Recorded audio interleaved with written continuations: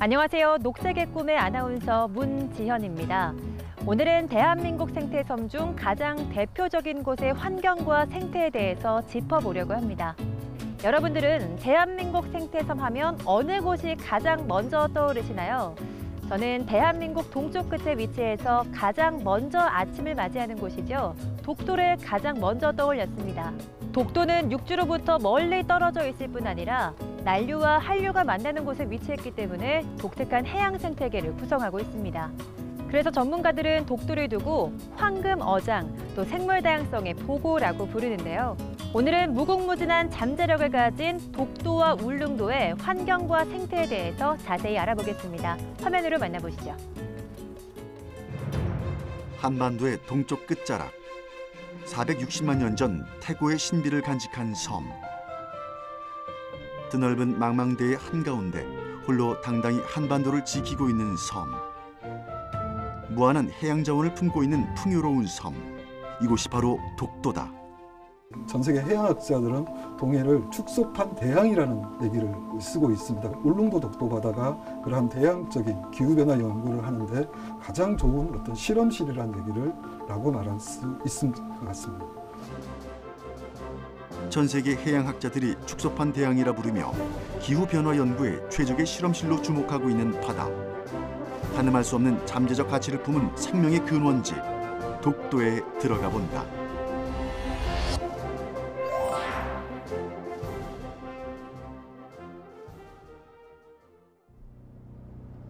새벽 3시, 모두가 잠들어 있을 시간이다.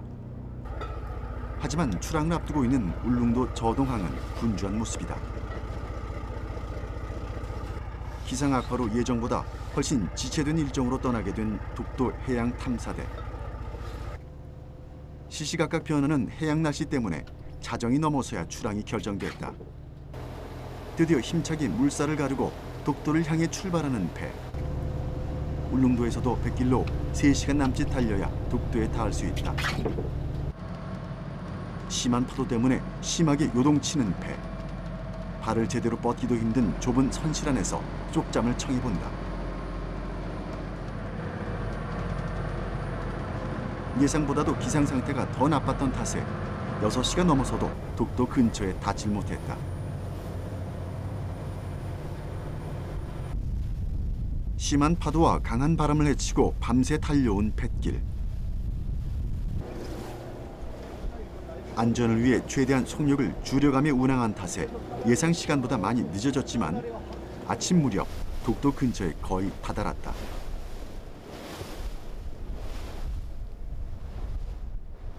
지금 이 상태에서는 위험하다. 그렇게 판단을 하고 지금 우선 저기 선착자의 저반이 되는지를 한번 확인해 보시죠.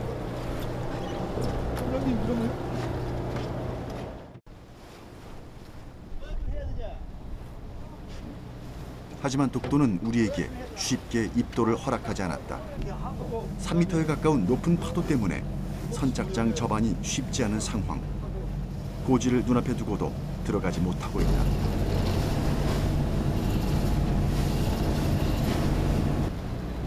자칫 안전사고로 이어질 수도 있기에 베테랑 선장도 긴장하는 순간이다. 파도가 잠잠해지기를 잠시 기다려 선착장 저반을 다시 시도. 다행히 성공이다. 험난한 독도 신고식을 치르고 온 탐사대를 가장 먼저 반겨준 건 독도 바다와 섬을 오가며 이곳을 지키고 있는 괭이 갈매기 떼였다.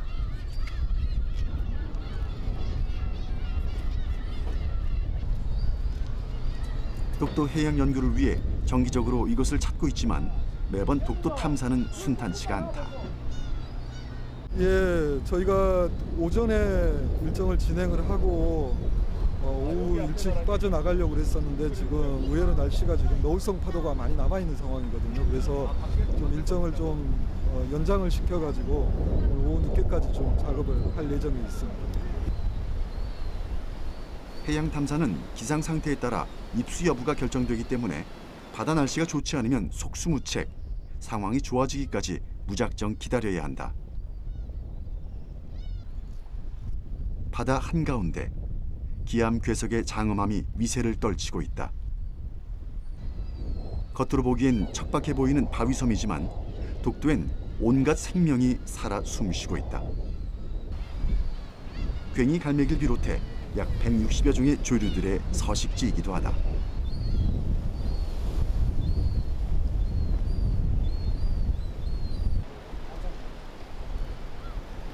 파도가 심해 오전으로 예정됐던 해양 탐사를 미루고 독도 주변 탐사부터 시작하기로 했다. 독도는 동도와 서도로 이루어져 있는데 그중 동도에 올랐다.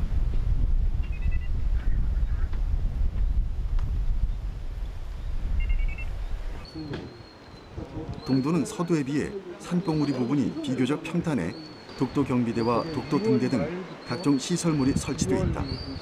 해양 항공 조사도 바로 이곳에서 진행된다. 해양 조사인데 예. 독도로 올라가는 이유가 뭔가요? 저희가 최근에 이제 드론이라는 항공 촬영 방법을 이용을 해가지고 그 항공에서 그 독도 연안에 특히 동서도 사이에 해조류 분포를 조사를 하기 위해서 이제 드론을 촬영하기 위해서 지금 올라가고 있습니다. 그래서 주기적으로 이루어지는 드론 항공 촬영은 해조류 분포의 변화를 알 수 있는 중요한 조사 중의 하나인데 해조류의 분포뿐 아니라 해안선의 변동과 해안선이 어떻게 형성되는지를 알 수 있는 중요한 지표다. 최근 독도 해안선의 자갈마당의 변화도 이를 통해 알 수 있었다.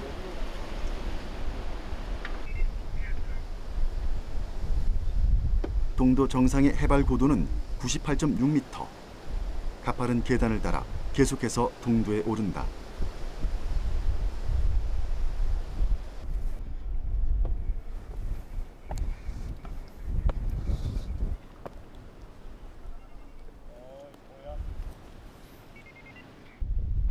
동도 정상에 오르면 탁 트인 시야 사이로 마주보고 있는 서도의 풍경이 눈에 들어온다. 서도의 최고봉은 168.5m로 독도의 여러 섬들 가운데 가장 높고 넓다.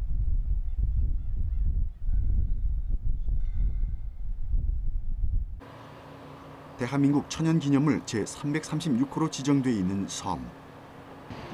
대한민국 동쪽 끝에 위치해 한반도 지도 위에 하나의 점으로 찍혀 있는 독도는 동도와 서도 두 개의 큰 섬과 89개의 돌섬으로 구성되어 있는데 물개바위, 독립문바위, 촛대바위, 얼굴바위 등 다양한 모양의 바위들이 장관을 이룬다. 망망대의 한가운데 외로이 서 있어 홀로 있는 섬이란 뜻의 독도라 불렸지만 대한민국에서 가장 먼저 해가 뜨는 한민족의 기상을 간직한, 그래서 우리 민족에게 각별한 의미를 지닌 곳이기도 하다. 독도엔 풍부한 해양 자원이 넘쳐나지만 해저 화산 활동에 의해 형성된 화산섬으로 육상 생물은 개체수가 적고 수도 많지 않다. 약 460만 년 전부터 육지와 떨어져 격리돼 있었던 독도의 식생은 씨앗이 새들에 의해 전해졌거나 해류나 바람을 타고 바다를 건너와 섬에 정착한 것으로 특이한 특성을 가지고 있다.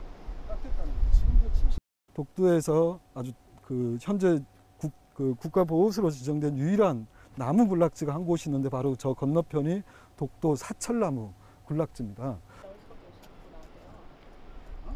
수령이 약 120년 정도로 추정되는 사철나무 군락지는 이곳의 가장 대표적인 식생이기도 하다.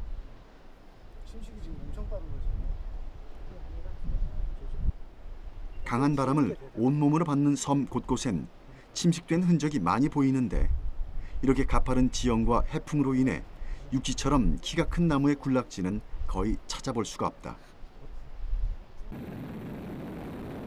대한민국 동쪽 끝, 천혜의 자연과 비경을 품은 섬 독도. 독도 심해에는 해양식물 성장에 필수적인 영양염류가 매우 풍부해 다양한 생물들이 공존하고 있다. 또한 약 150조 원의 가치로 추정되는 지하 자원이 매장돼 있어 무궁무진한 잠재력을 가진 곳이 바로 이곳 독도다. 이렇게 소중하고 중요한 독도의 위치는 기준점으로 알 수 있다. 바로 여기를 독도의 기준좌표, 기준점으로 두고 있다. 저 표지석은 국립해양조사원 즉 국가기관에서 설치한 대한민국 영해 기점 표석입니다. 어떻게 보면은 독도에 있는 여러 가지 우리가 시설물 중에서 가장 중요한 시설물이라고 저는 개인적으로 생각을 하고 있습니다. 대한민국 영토 내에 설치하는 국가 통합 기준점으로서 독도의 지리적 위치를 대한민국 경의도 원점으로부터 정한 위치다. 바다의 면적을 선언하는 기준점이 바로 우리가 그 대한민국 영해 기점 마크가 되는데, 이 독도가 이 섬이지만은 이 요즘에 국제법으로 봤을 때 이 독도로부터 12해리 내지는 독도로부터 200해리까지는 우리가 배타적 경제 수역이라고 해서 우리의 주권이 미치는 바다가 됩니다. 저기 안에 있는 오징어랄지 그다음에 물 속에 들어있는 넓은 바다에 있는 메탄 가스 하이드레이트 같은 어떤 지화 자원, 그런 부분들이 모두 다 우리의 자원이 될 수가 있는 거죠.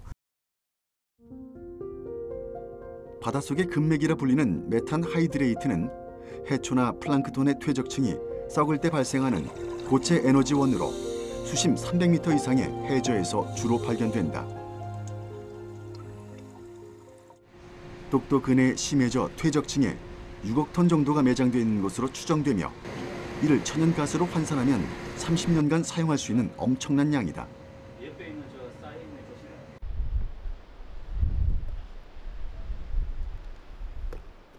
독도는 역사적으로나 국제법상으로나 명백한 대한민국의 영토. 이를 당당히 밝히고 선언한 한국령 표지비는 독도 경비의 역사와도 맥을 같이 하고 있다. 이렇게 독도의 동도를 오르다 보면 끝없이 펼쳐진 비경과 함께 독도의 역사와 가치에 대해서도 생각해보게 된다. 동도 정상. 이제 본격적인 드론 항공 촬영이 시작된다.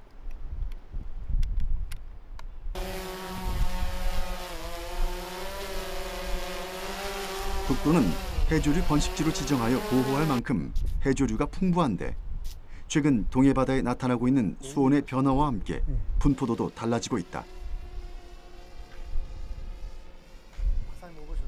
수온이 증가를 하게 되면 예를 들어서 이 미역 같은 어떤 그 해조류들은 여름철 되면 많이들 녹거든요. 그래서 그런 어떤 해조류의 어떤 계절적인 변화에도 영향을 미치고, 그다음에 또 해조류가 어떤 성장률이랄지 여러 가지 변화에 있어서 수온이 아주 중요한 역할을 하고 있습니다.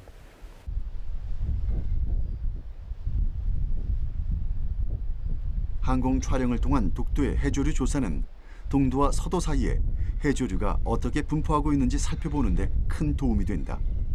이는 실제로 해양에서 입수 조사를 할 때 기초 자료가 되기도 한다.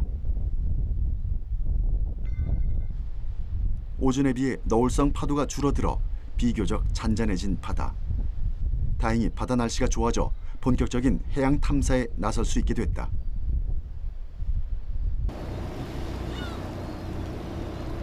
깊은 바다로 들어가기 위해 연구원들과 함께 다시 배에 올랐다.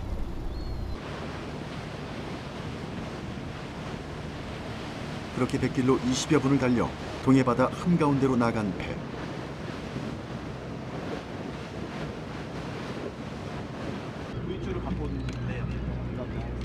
전문 다이빙 자격증을 갖춘 연구원들이 입수를 준비한다. 안전한 탐사를 위해 전문 다이버들도 수중 장비를 꼼꼼히 체크하고 단단히 챙긴다.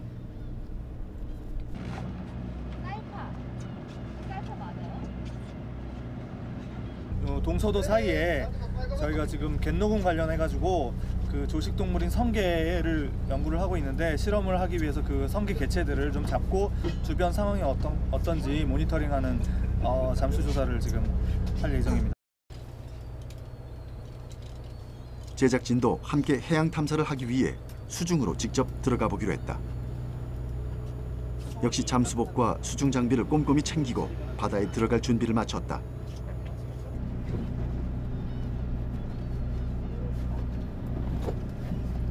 (460만 년) 전 태고의 신비를 간직하고 있는 독도 심해는 어떤 모습일까?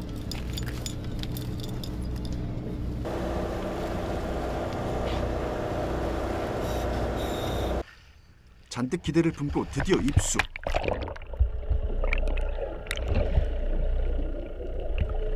하지만 우리가 상상했던 풍요로운 바다의 모습과는 많이 다른 모습인데 다양한 어종도 볼 수 없고 아름다운 해초숲도 없다. 그저 황량한 바다엔 성게와 불가사리만 보일 뿐이다. 좀 더 다른 쪽으로 가봐도 상황은 많이 다르지 않다. 울창한 해조류 대신 성게가 바다를 차지하고 있는 모습이다.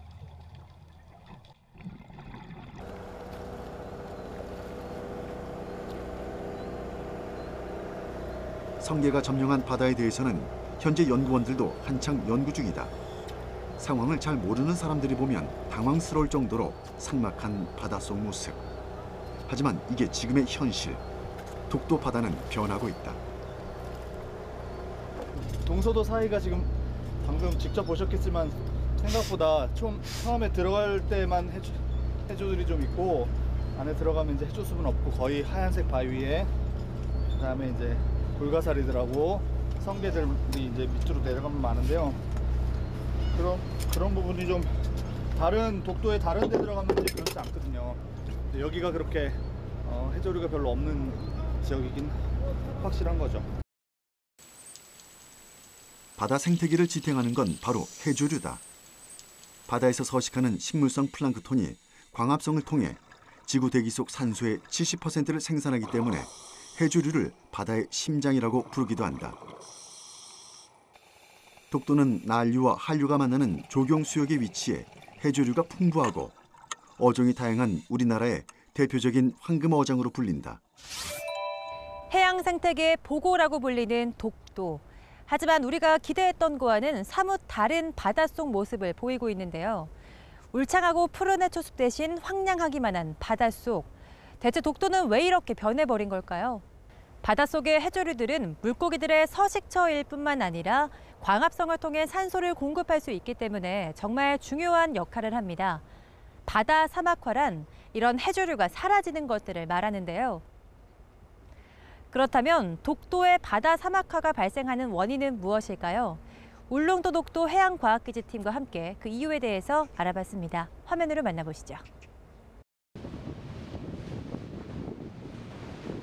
최근에 독도, 동해 바다에 나타나고 있는 이 같은 변화는 전 세계적으로 주목하고 있는 해양의 변화이기도 하다. 그 원인 조사를 위해 여러 가지 연구가 활발히 진행되고 있지만 아직 정확한 원인은 밝혀지지 않았다. 하지만 많은 전문가들이 그 원인 중 하나로 최근 동해 바다에 나타나고 있는 수온의 변화를 들고 있다. 실시간으로 이제 수온계를 내릴 겁니다.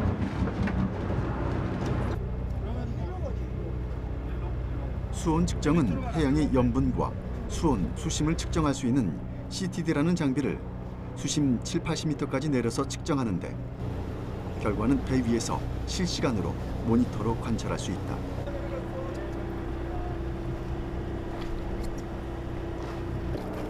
수중 온도의 변화는 단 1도라 할지라도 수중 생태계에 엄청난 영향을 미친다. 결과가 어떤가요? 예, 저희가 지금 방금 75m까지 장비를 CTD라는 장비를 내렸습니다. 그래서 봤더니 지금 표층 수온이 약 25.5도가 나오고요. 그다음에 75m의 수온은 4도가 나왔습니다.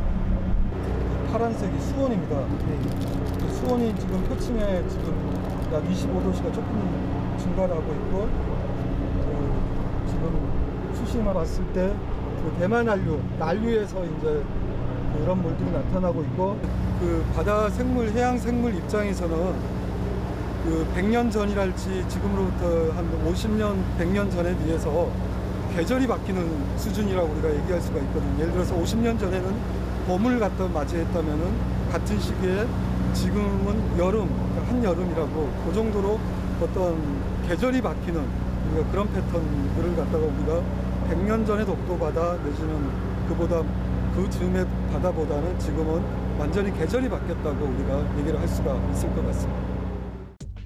국립수산과학원이 조사한 자료에 따르면 최근 15년 동안 독도 바다의 수온은 급격한 상승세를 보였다. 지난 2003년 독도 바다의 수온은 평균 16.6도였지만 2004년엔 18.1도까지 올랐고 2018년엔 19.5도로 꾸준히 상승했다. 지난 15년간 약 3도 상승한 독도 바다의 이 같은 수온의 변화는 이미 해양 생태계에 큰 변화를 가져오고 있다. 독도 인근 바다에서 많이 잡히던 한류성 어종인 명태가 사라지고 오징어의 제철이 바뀌고 있는 점도 수온 변화와 관계가 있는 것으로 보인다. 특히 우려스러운 점은 이런 수온의 변화가 전 세계적으로 볼 때도 대단히 높은 수준의 상승률이란 점이다. 최근 10년에 들어와 가지고 그 상승폭이 상당히 급격하게 증가를 하고 있는 부분이 저희가 주목을 하고 있습니다. 그래서 이런 부분 속에서 과연 울릉도 독도 해양 생태계가 앞으로 어떻게 바뀌고 또 어떻게 적응하고 어떤 생물들은 소멸할지에 대한 좀 깊이 있고 장기적인 연구가 필요하다고 생각을 하고 있습니다. 지난 15년간 독도의 수온 변화는 3도 가까이 상승했다고 합니다. 얼핏 들으면 적은 수치인 것 같지만 이 수온 변화로 인해서 생태계가 변했다고 하는데요. 또 해양생물 입장에서는 계절이 완전히 변한 것 같은 느낌을 준다고 하는데요. 전문가들은 독도와 울릉도의 미래가 앞으로 어떻게 변할지 예측할 수 없다고 말합니다.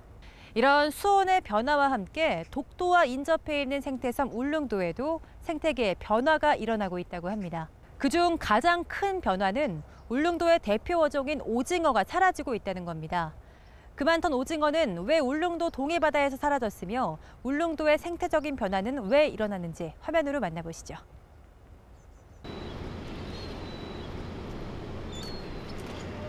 울릉도에서 가장 큰 항구인 저동항.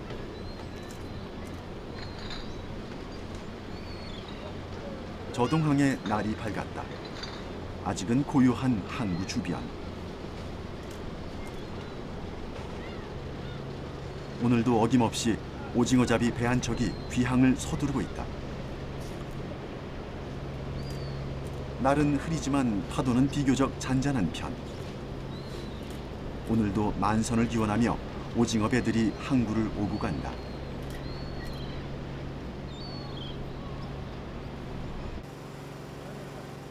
울릉도의 약 350척의 배들 가운데 300척이 정박하는 저동항. 배들 대부분은 오징어잡이 배다. 오징어는 주로 야간에 조업을 하는데 지난밤 오징어잡이를 나간 배 한 척이 항구에 정박했다.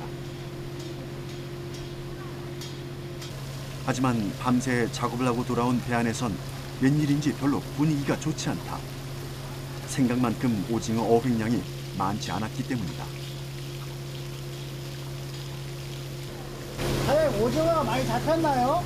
없어요. 양이 없어요. 아, 예전보다 지금 양이 작게 나는 편이에요. 양이 작아요. 예전에 비해 적게 잡힌다는 오징어.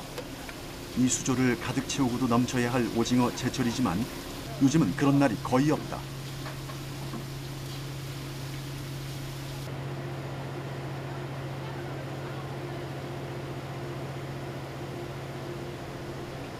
평생 오징어잡이로 생계를 이어오고 있는 울릉도 어민들은 오징어 제철을 맞았지만 매일 기대보다 못한 어획량에 실망이 큰 모습이다. 오징어 떼는 울릉 근해에 도착할 무렵이 되면 살이 가장 통통하게 올라 육질이 두텁고 고소하며 씹을수록 단맛이 난다.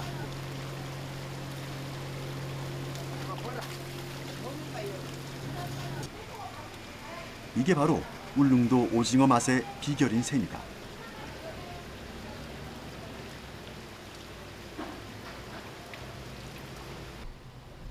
여름이면 매년 오징어 축제가 열릴 만큼 오징어 때문에 사람이 몰려드는 저동항은 예년에 비해 많이 한산한 모습이다.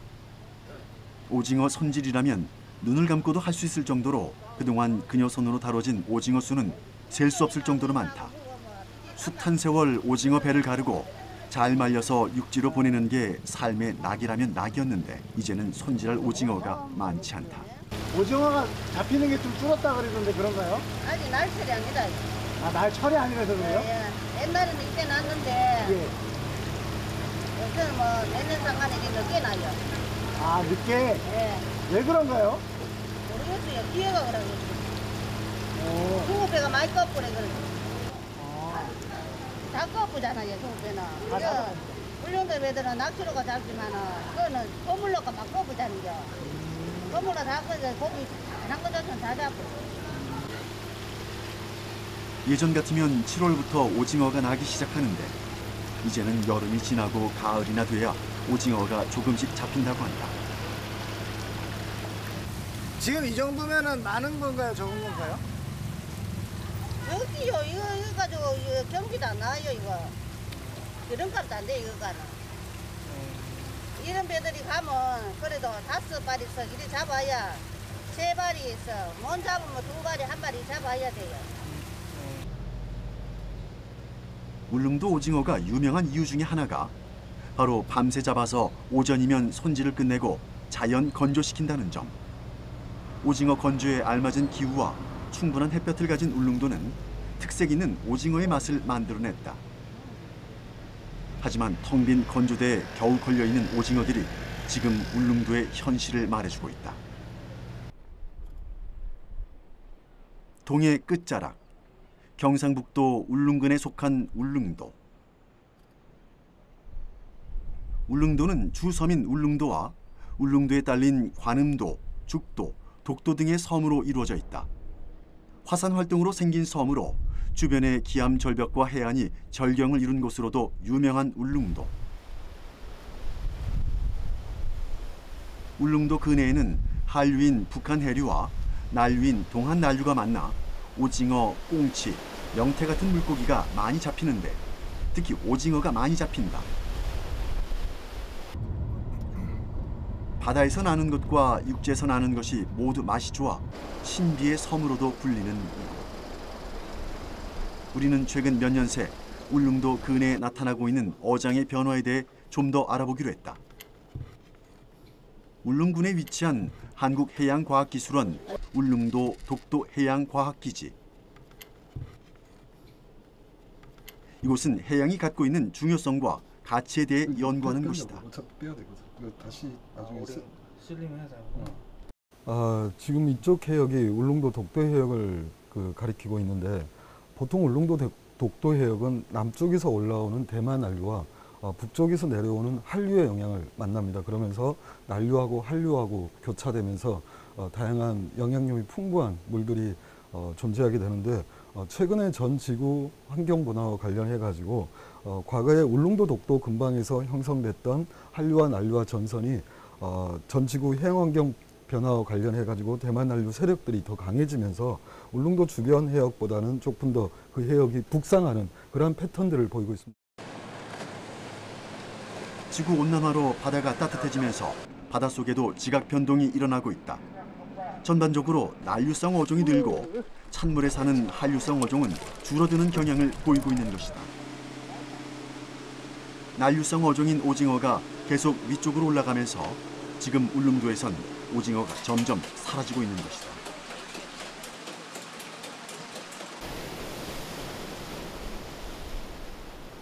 상황이 이러하니 울릉도 어민들은 오징어 잡이를 포기하고 있다. 울릉도 해양수산과에 따르면 2000년대 초반 약 4,000명이었던 오징어 잡이 어민은 지난 2018년 약 1,100명으로 절반 이하 수준으로 줄었다. 하지만 더 우려스러운 점은 이것이 오징어에만 국한되는 점이 아니라는 것. 과거 물반, 명태반이었다는 울릉도 해역에서 이제 명태는 씨가 말라 더 이상 찾아볼 수 없게 됐다.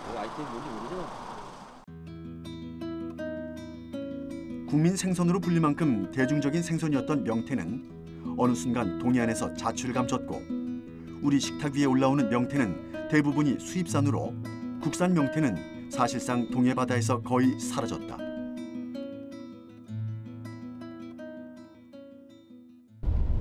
울릉도의 명태와 함께 인생의 황금기를 보냈다는 한 어민을 찾아가 봤다. 어르신 계십니까?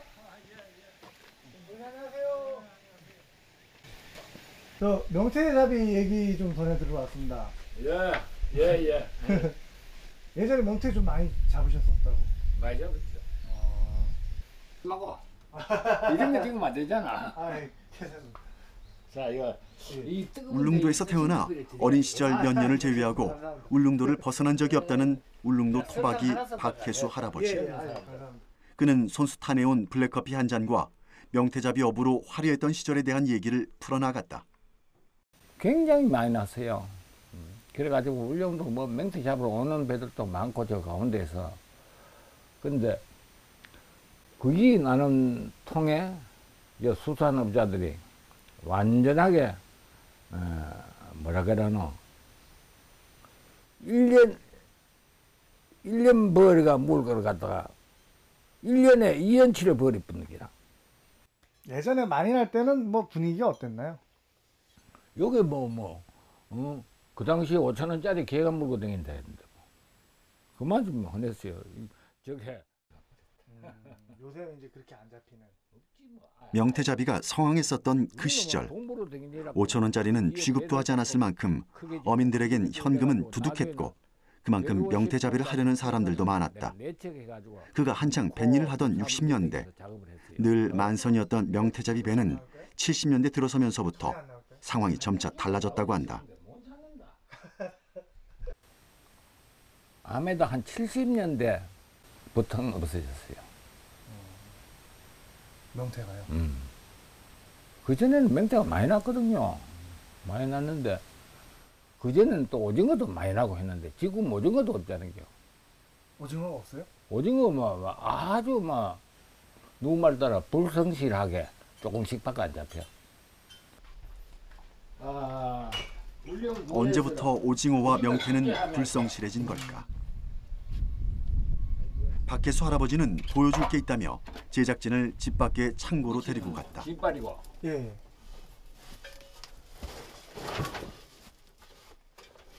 한참을 묵은 짐들을 뒤적이던 할아버지는 이내 잘 보관되어 있던 한 꾸러미를 들고 나왔다. 그가 보여주고 싶었던 건 지난 시절의 훈장 같은 낚시 도구. 아 이게 명태 잡는 거구나. 지 얼마나 예문지. 여기 한 조리 큰 게거든. 여기 낚시가 250개에서 붙어 있다. 아 요 한 촐이에요? 한 사람이 요거 내놨던 이 값을 예. 끼가지고 가지고 나오면 그러면 4, 4, 16, 16개 아닌겨. 16초리 아닌겨. 예. 16초리를 하도 작업하는 기라. 16촐을 배에 싣고 가면은 지금 이게 3개니까 한 요만큼 싣고 가겠네요. 요만큼? 그렇죠. 명태가 잘 나던 1960년대부터 70년대까지 10년 동안 명태잡이를 했다는 박혜수 할아버지. 우리 모친이 낚싯대는 나무를 직접 짜고 고리를 일일이 끼워 모두 수작업으로 만든 것이다. 여기 하나만 보여주십시오. 지난날의 손때가 묻은 낚싯대. 보통 1년 쓰고 나면 버리기 마련이었지만 그간 소중히 보관하고 있었다. 참네. 어디 있어? 1964년 6월 11일 신문이네요.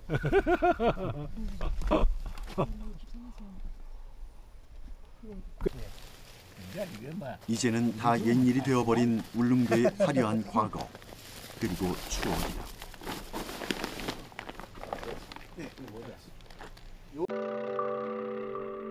예전에 잘 잡히던 수산물이 잘 나지 않는 건 비단 울릉도의 일만은 아니다. 동해 바다 역시 수온 변화로 인한 어장의 변화가 최근 몇 년 새 큰 이슈로 떠올랐다. 국립수산과학원의 통계를 보면 지난 2007년엔 약 17만 톤이 잡히던 오징어는 지난해엔 약 4만 2천 톤으로 급격히 감소했다. 문어잡이 역시 비슷한 상황이다. 우리는 문어잡이 배의 승선에 직접 얘기를 들어봤다.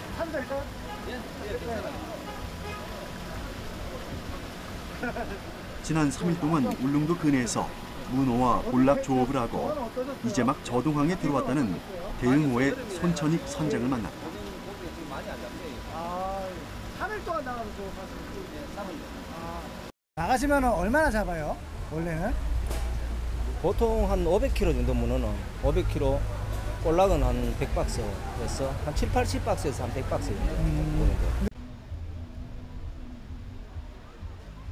망망대해 한가운데 거친 해풍과 파도를 헤치고 3일 밤낮을 쉬지 않고 조업해 얻은 귀한 것들.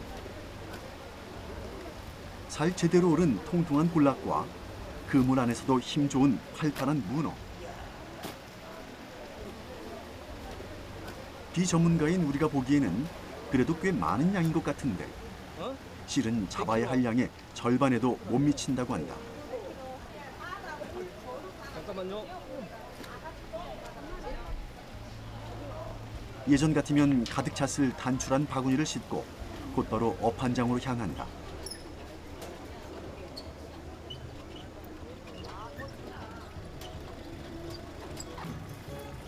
그날 잡은 것들은 바로 이렇게 팔려나간다.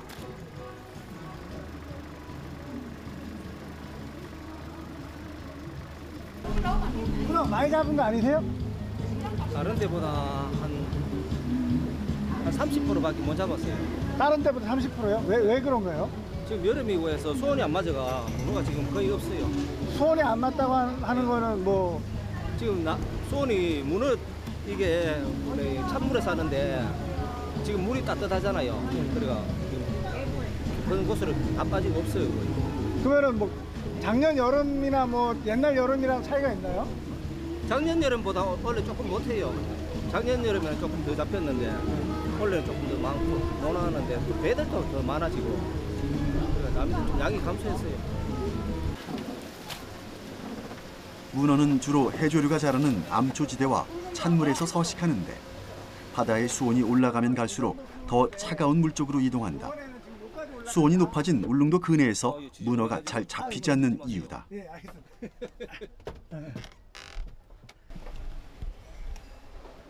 요 27도 위에 그 27도 여기 지금 항구 안이니까 27.1도가 나오고 지금 여기 27.2도 요 2도시 요게 수온이거든요. 그런데 이제 독도 가면은 지금 24도 나오고 울릉도 연안에는 25도 그렇게 나와요.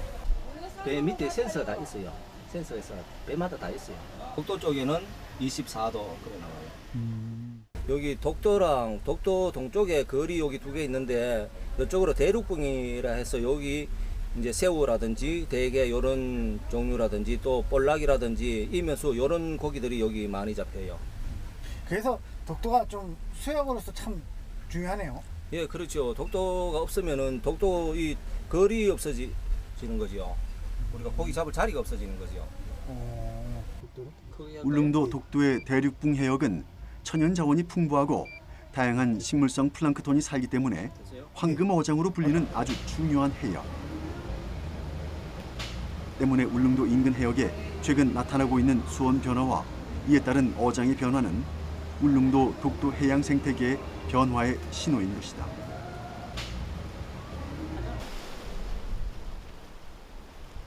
특히 독도의 대륙붕은 남북 한반도의 넓이를 합친 것보다 넓은 면적으로 대한민국의 에너지원과 수산물 자원의 무한한 보고로 흘린다. 새들이 긴 항해를 하다 쉬어가는 쉼터가 되기도 하며 풍부한 자원을 간직한 섬 독도. 우리가 독도를 지키고 보존해야 하는 이유이기도 하다.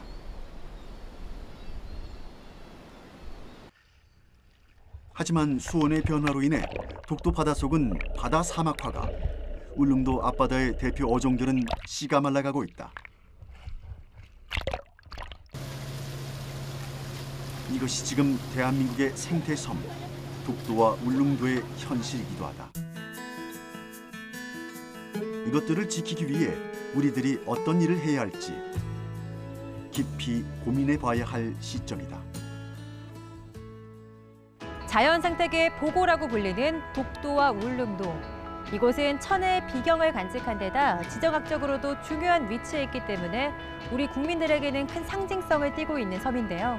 하지만 최근 울릉도와 독도에서 발생하고 있는 수온 변화는 바다 사막화를 빠르게 진행시키고 있습니다. 해조류의 죽음은 바다 생물의 서식지를 없애고 또 국내 수자원 고갈로 이어질 수밖에 없는데요. 해양 생태계 회복을 위해서 바다숲을 조성하고 독도와 울릉도를 살리기 위한 노력이 계속 이어졌으면 좋겠습니다. 오늘 저희가 준비한 이야기는 여기까지입니다. 저는 다음 주에 돌아오겠습니다.